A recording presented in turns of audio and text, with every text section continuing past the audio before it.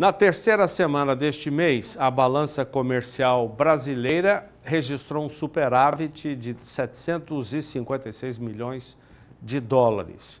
No acumulado do mês, o saldo é positivo de 3,87 bilhões de dólares. No ano também, saldo positivo no acumulado de quase 40 bilhões de dólares, 39,75 bilhões de dólares. Muito desse saldo se deve às exportações do agronegócio. João Pedro Cuti Dias, boa tarde. Boa tarde a todos vocês.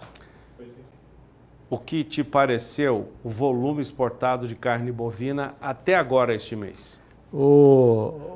A carne bovina vem batendo recordes, em cima de recordes. Esse mês talvez seja igual ao mês anterior, mas até maio foi muito bom, foi bem acima do que foi exportado em 2023. E eu continuo acreditando que no segundo semestre a situação permanecerá boa em termos de exportação. A válvula de escape para esse aumento de produção de carne bovina tem sido a exportação e vai continuar. Tem alguns clientes comprando bastante, como o caso dos Estados Unidos, ou como o caso dos Emirados Árabes Unidos. Então, tem alguns países que aumentaram significativamente as suas importações.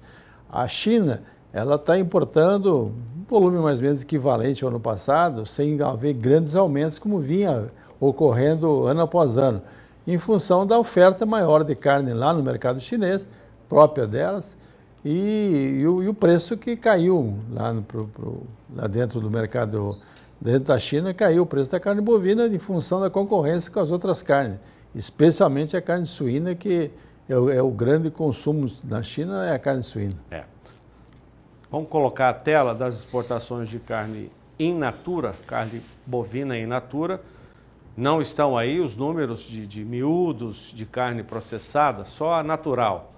A média por dia foram 15 dias úteis até agora, neste mês, até a terceira semana. A média foi de 9.750 toneladas. No acumulado dos 15 dias, mais de 146 mil toneladas. E comparação média diária com junho do ano passado, 6,3% de aumento. Como você disse, João Pedro, o preço da carne segue em baixa em relação anual. Vamos ver o preço da tonelada. Agora, em junho, preço médio 4.469 dólares. Tem gente pagando mais, tem gente pagando menos. Os Estados Unidos, que são o segundo maior importador, no mês passado pagaram bem menos do que a média. Na comparação da média deste ano com junho do ano passado, tem uma queda de 11,6%. Está nessa faixa, né, João Pedro? A diferença que já foi maior, agora está mais ou menos nessa casa de 11%. Talvez em real seja um pouco menos, né? Seja 8%, 9%, porque o dólar nessa faixa que está hoje entre 5,40, 5,45 nessa banda, está superior ao que estava o ano passado, em junho, né? O câmbio em reais está ajudando. Vamos ver outras carnes. Carne suína também teve aumento nessa comparação anual. A média diária foi de 4.680 toneladas. Nos 15 dias úteis, 70.210 toneladas. E na comparação média diária anual, 1,3% agora. A carne de frango segue também muito bem, segue até em termos de volume, melhor do que a do suíno. Foram 20.890 toneladas por dia, no acumulado do mês 313.400 toneladas, com alta próxima de 5%. As duas carnes continuam, as três, né, João Pedro? A carne suína vai ter uma variável. Parece que os chineses estão brigando com a União Europeia em função da questão de colocar tarifação em cima dos carros elétricos que estão indo da China para o mercado da União Europeia. Se isso continuar, parece que eles deram um prazo até dia 4 de julho, na próxima semana, para uma definição da União Europeia. Se permanecer essa tarifação em cima dos carros elétricos exportados pelos chineses, possivelmente vai haver uma represália deles, tarifando também as importações de carne suína da União Europeia. E aí vai complicar a vida dos europeus, porque eles importam muito subprodutos lá, orelha, essas coisas que não tem mercado na Europa e o chinês importa. E é um valor significativo, alguns bilhões de dólares em carne suína que vai da União Europeia para os chineses.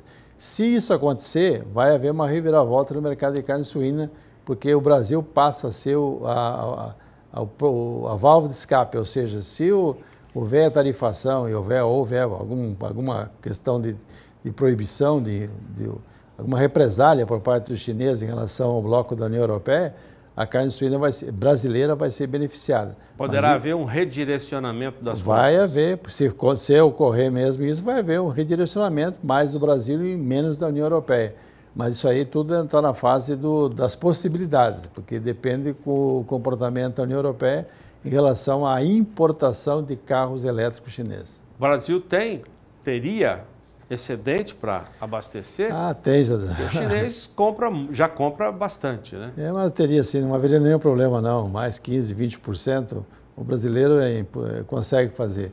Melhoraria o preço. E até para os próximos meses vai ser mais, se houver essa demanda maior, não é como no bovino, para você aumentar a produção de carne, demora muito mais do que no suíno. E aumenta o peso médio do suíno abatido, tem várias variáveis aí que podem ser colocadas. E principalmente esse tipo de miúdos que não tem, que a China importa muito da União Europeia e que no Brasil não é muito consumido, orelha, essas coisas aí não é muito consumido.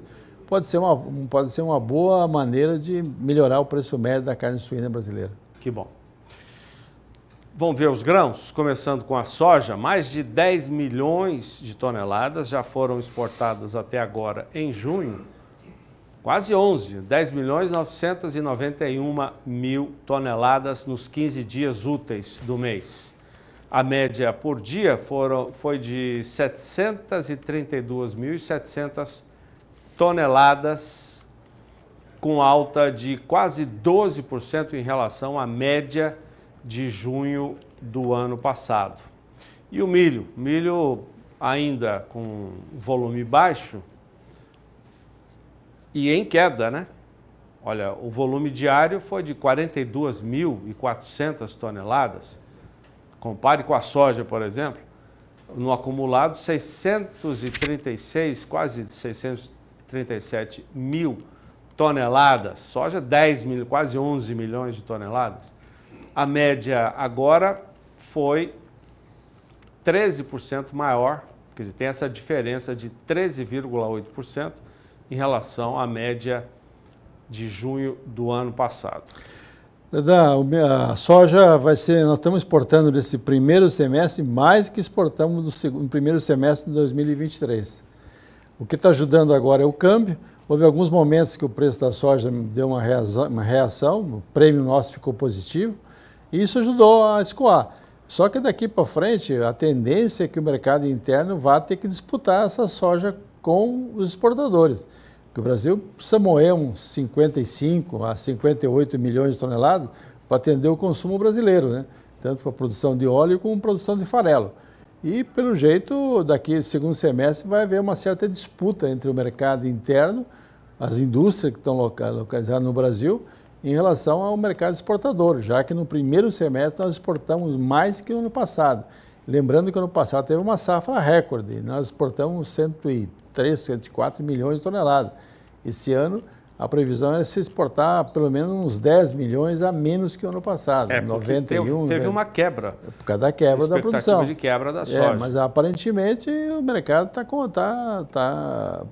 o produtor segurou, melhorou um pouquinho mais o preço, Mato Grosso 127, 128, sei lá, em alguns momentos o pessoal vendeu. Os portos nesse período não está chovendo, não está tendo nenhum obstáculo de embarque, está embarcando bem. Quanto ao milho, a segunda safra está sendo colhida basicamente no Mato Grosso. Mato Grosso nesse momento é o grande fornecedor.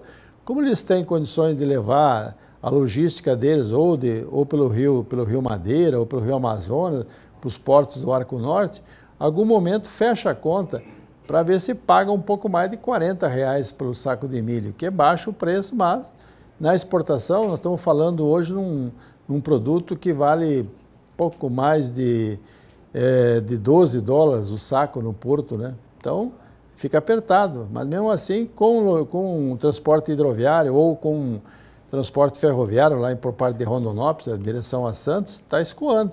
E precisa escoar para ver se melhora um pouco mais o preço, especialmente no Centro-Oeste, que está muito baixo.